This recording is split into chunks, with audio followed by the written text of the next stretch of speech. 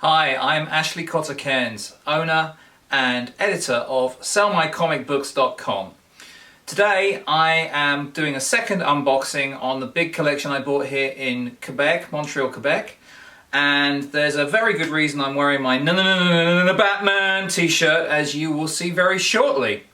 Now, unfortunately, time doesn't allow for me to unbox all 15 boxes from this collection, so what I've done is I've kind of cheated and I've brought the highlights together into one long box just to show you the best of what's here, apart from, of course, the other fantastic video which I hope you've seen, the Canadian Whites. So without further ado, let's dig into this box and show you the treasure.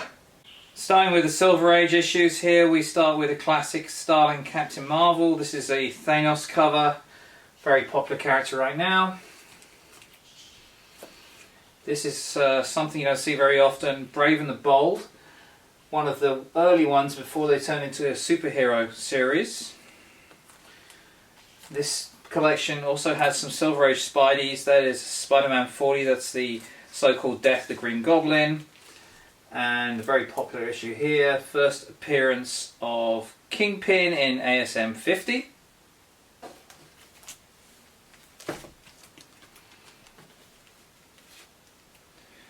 This is an earlier copy of Our Army at War, it's number 39.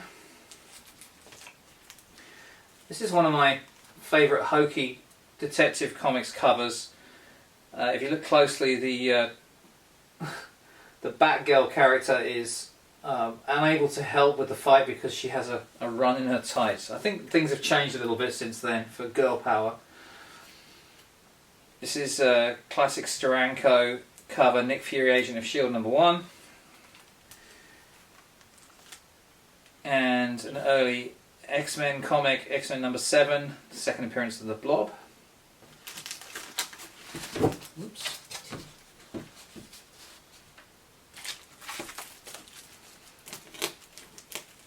This is a cool one I rescued.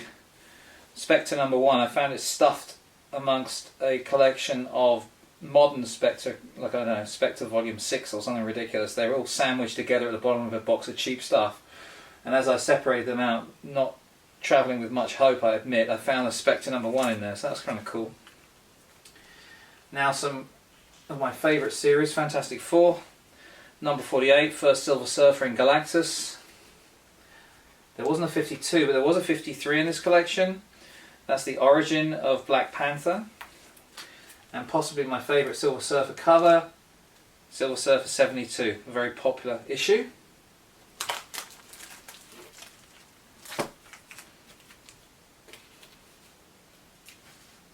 This is first Black Canary in JLA 75. Not one, but 2 copies of Flash 175, which is the second race between Superman and Flash. Another very popular DC first appearance. This one is first appearance of Deadman in Strange Adventures 205.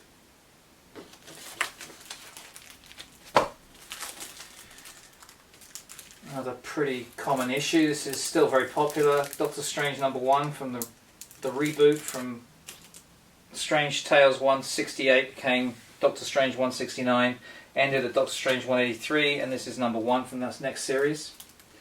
And here's a cool book, Showcase number 3. Now, of course, I would have loved this to be Showcase number 4, first Flash in the Silver Age, but number 3, you don't see this very often. Although it's not exactly a near mint copy, I'd say it's something like a fine copy. This is worth a few $100s. You don't see this book very often at all, it's quite scarce. Well, the good news is there's a hell of a lot of great Golden Age in this collection, and I just wanted to give you a quick glimpse at the Silver Age before moving on to the really good stuff. So I've been trying to figure out the best way to reveal this stuff to you in the most fun order. There's a sort of chunk of mystery and science fiction books, the sort of thing that was popular in the early to mid 50s, Mystery in Space. That's number 26, I think. These are hard to read with those black print on the cover. This is more like a classic Golden Age bug-eyed monster cover. Operation Peril, number 4. Another bug-eyed monster slash giant ant attack Strange Adventures number 7. Those are really cool, these early issues. Now we switch to something a little bit more familiar with most of us probably. World's Finest. The sort of Superman, Batman, Robin kind of covers. More World's Finest. Now Superboy, this is an early-ish issue, number 13. The Superboy are not a very popular series, they're one of the B-list really, or even a C-list in some cases, but there are some books that do quite well, and the earlier issues do pretty well. So issues number 1 to 20 of Superboy do pretty well. Here's a popular issue. If you're a Christmas fan, some people collect Christmas covers. I told Sean that I was thinking of collecting Christmas covers and he rolled his eyes at me. This is a pretty popular issue. Superman holding the world like it's a Christmas ornament, which is pretty cool. This is Action Comics number 93. Again, some Action Comics are a little bit unpopular, but the early issues before number 100 are popular, and this is a cool cover. I think this is a cool cover. This is the kind of cover that gives Superman a bad name.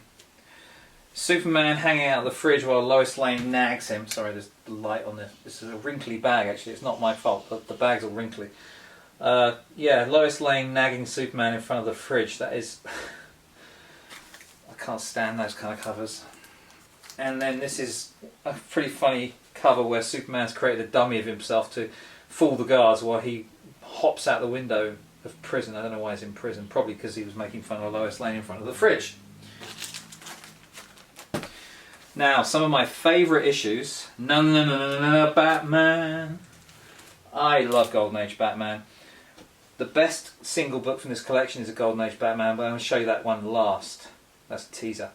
So here's another Christmas cover. Santa Claus delivering gifts with the help of Batman and Robin. That's a pretty cool cover. You see why Christmas covers are great? I love Christmas covers. This one, unfortunately, isn't a tape pull. It looks like a tape pull at the top, but it's actually a bit of paint splashed onto the front, on the end of Batman. What's not to love about Batman and Robin riding on penny farthing bicycles? Here's a more cool one. This is a sort of origin of the Batcave issue. It's also got a wrinkly bag. It's got a sort of schematic of the Batcave. That's number 48. That's quite a popular issue. And here's another origin story, origin of the Killer Moth.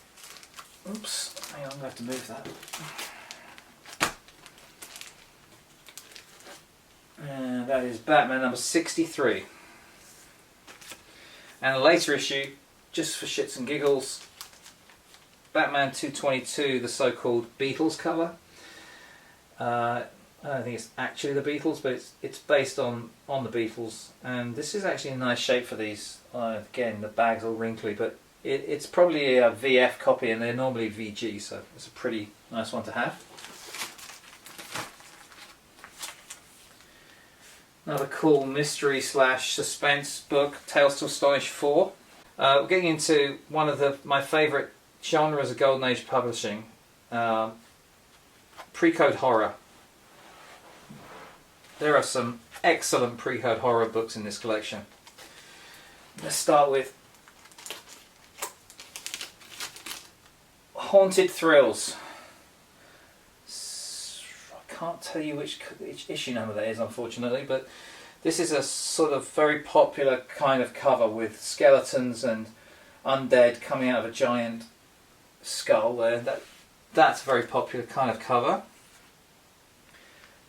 Another popular theme is decapitations. These bags are crappy. I don't know if you can see that, but it's a woman with her head in her own lap, which is pretty funny. Spellbound, and again I can't see an issue number on there, but that is an Atlas preCode horror. Those are super popular. I actually have some pretty nice preCode horror in my collection. This one's really cool. This is Astonishing Number 15. And it's a woman expecting a blind date to show up at her apartment. This is before the days of Tinder, I guess, when you could see what your dates looked like before you arranged them to meet your apartment. And if she'd been on Tinder in the 50s, she would have realised that her date was a zombie, but she didn't have Tinder, so she just waited for the guy to show up. And he's a zombie. What's not to love about that? Chamber of Chills. I don't know if this was an in-joke about Stan Lee being an undead writer, but this is an undead writer working in a newsroom where everyone else has died. And this is a bit of a more generic one, Mysterious Adventures, a Voodoo cover.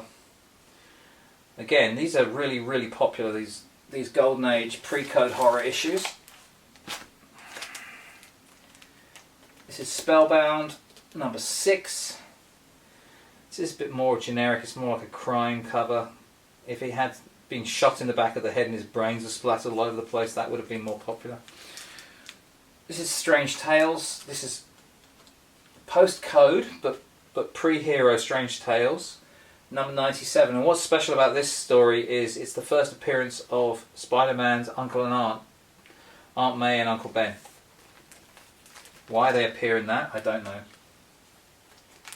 This is Astonishing. I don't know which number it is. It's actually a Canadian edition, so I doubt this one's going to sell as well as it would if it was a US edition. That's a pretty cool cover with a fortune teller.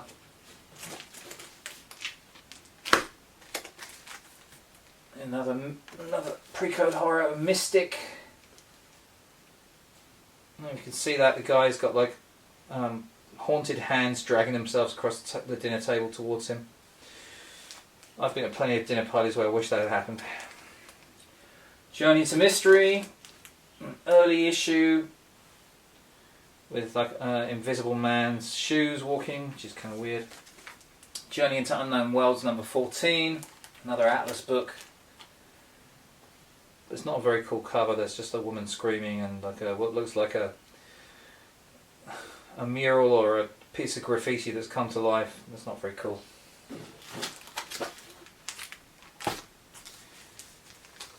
Now, EC Comics knew how to do pre-code horror.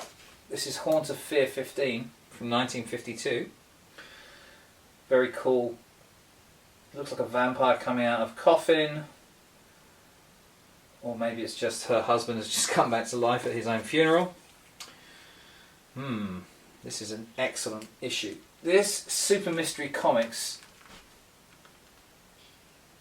if you can see that, it's a giant cauldron with a genie, and he's got a unconscious person. He's about to drop him into his giant cauldron full of whatever, soup or whatever, and then there's another superhero trying to stop him. Awesome. Awesome cover. Journey into Fear. The pre-code horror combination of a skeletal figure on the right and a buxom woman coming out of a coffin on the left, and even a bat flying overhead and a skull in another coffin there. This is just exactly what you want from pre-code horror. Now then, Human Torch and Captain America in All Select Comics number 6.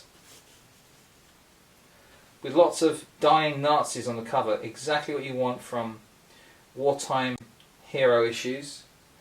And considering how sometimes these turn up in like 2 out of 10 shape, this is pretty nice. It's like a fine or maybe even a little bit fine to very fine. It's got nice colours and it's well preserved.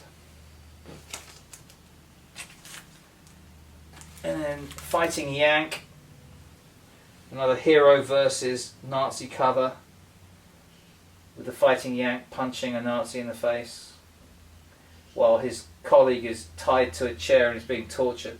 That's pretty nasty. There's also a hypodermic about to be used there, so it's a hypodermic bondage cover, very popular. Going to switch gears now. A little bit of Archie. Wilbur number 5.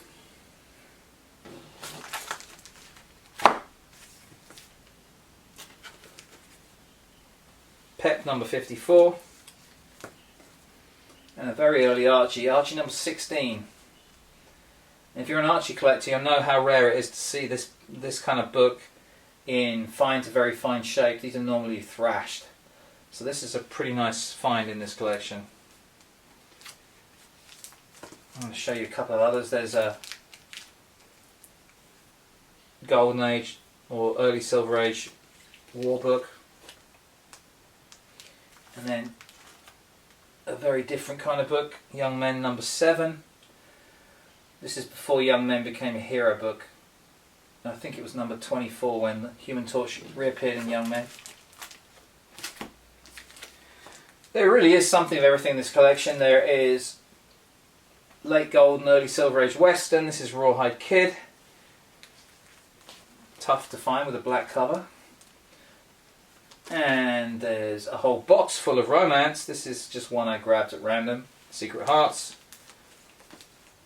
Another Atlas Western, Kid Cult Outlaw. This is number 24.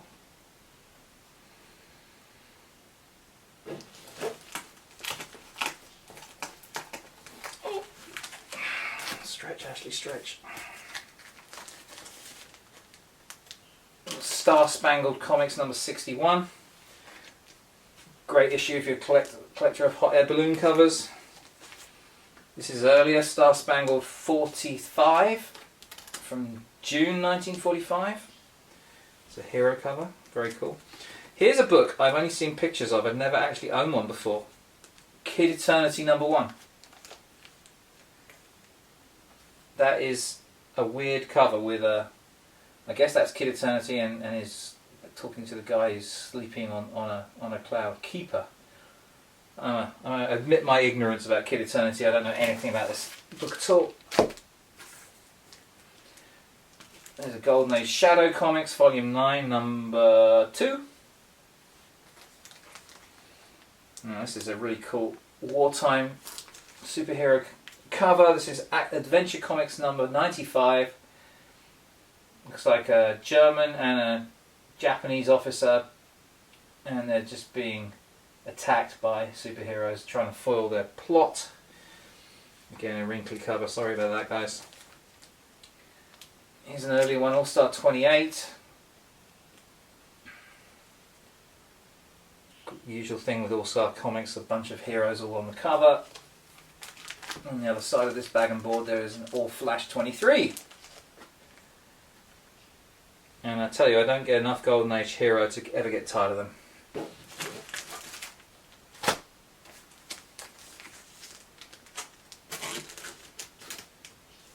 All American Comics number 78. And another hero I never seen enough of. Plastic Man. Plastic Man number 4, Golden Age Plastic Man. This stuff must be pretty scarce because we never see it. We never see this. We get lots of Golden Age collections, but we don't see Plastic Man in them. Now we have a little run of Detective Comics. Unfortunately, the bags on these are all really old and wrinkly. Sorry about that. This is Detective 94. Sort of cool Batman and Robin in a sewer cover. Detective 101 with an ad for war loans on the front. Detective 103. Batman and Robin trying to escape what looks like a collapsing temple.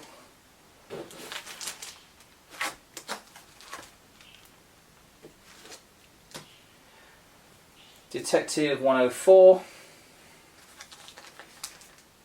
And last one of the detectives, but the best probably, this is a Joker cover.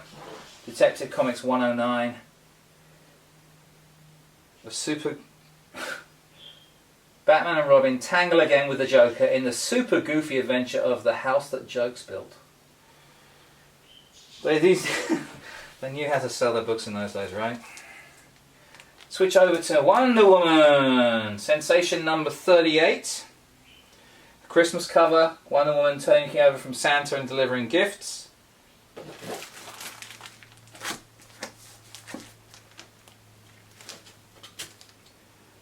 Sensation Comics 51, Wonder Woman vs. Car, and Sensation 52, Wonder Woman vs. Red Wing Fly, say no more, and an actual issue of Wonder Woman number 23. This one's in really nice shape. It's a black cover, which is hard to find in nice shape. All black comic books usually end up pretty battered and beaten up, but this one's actually decent. This one could be a VF copy of Wonder Woman 23. Shame it's a bit of a lame cover. Now then, I'm going to show those after. Hang on. We have a Flash 76, Captain Marvel Adventures number 80, and Whiz Comics number 70, also featuring Captain Marvel. He climbs the world's mightiest mountain. I guess that's Everest. Now then, here is a really, really exciting little run. I'm going to do it in reverse order because the last one is actually the least interesting. This is Marvel Mystery Comics number 87. It's sort of like a forced marriage cover, which is the least interesting of the four, because you're going to see the other three are super cool.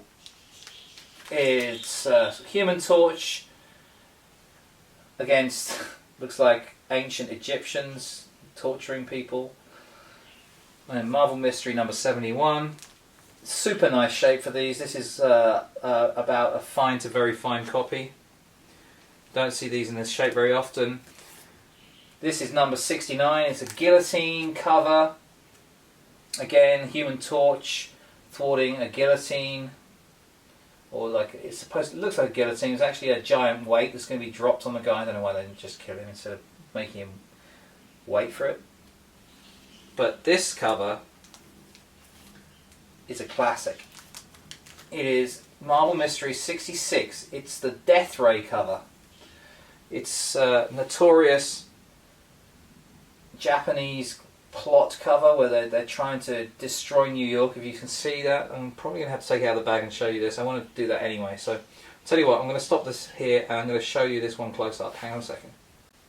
I promised I'd show you that Marvel Mystery Comics closer up, out of the bag.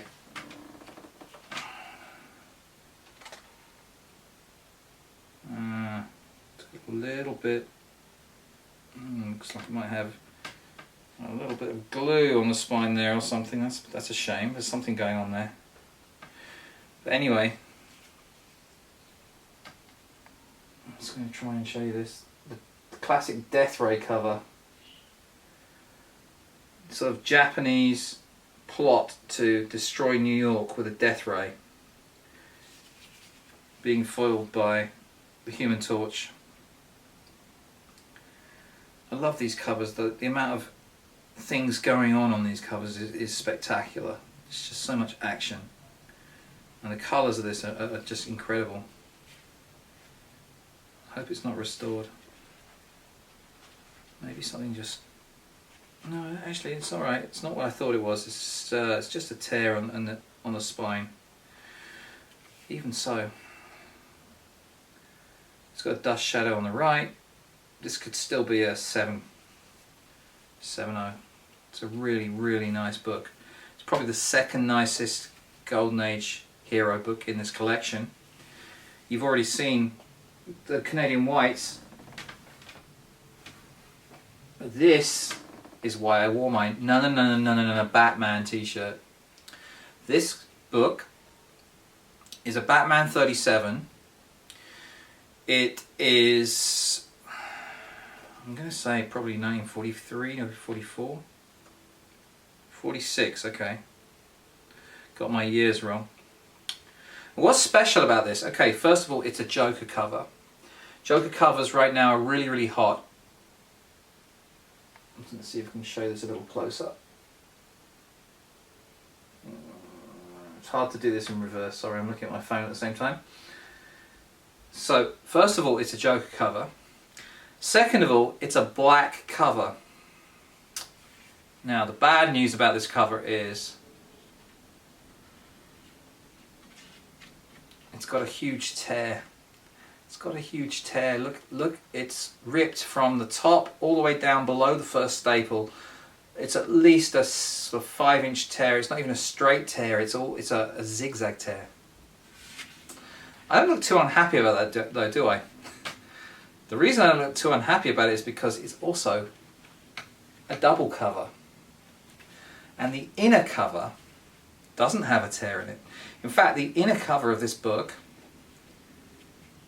is probably the finest ever copy that's been that's been discovered to date.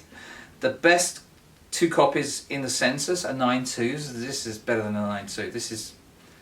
It's flawless, and it's been kept so nice because of the outer double cover protecting it from dust and damage. There is a tiny bit of wrinkling on the inner cover, like, I mean, a tiny bit. You can see it if you look across the light. You can see a bunch of little tiny things that will press out. The outer cover has a tear on the back. The inner cover is spotless, no dust, no dirt, nothing. It's beautiful.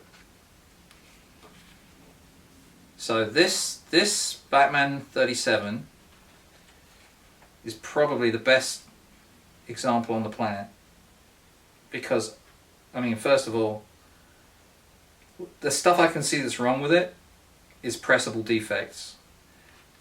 There's one spine stress mark I found that probably won't press out. The rest, the colours are beautiful. It's just unblemished. It's a black cover, so that's why it's so rare and high grade.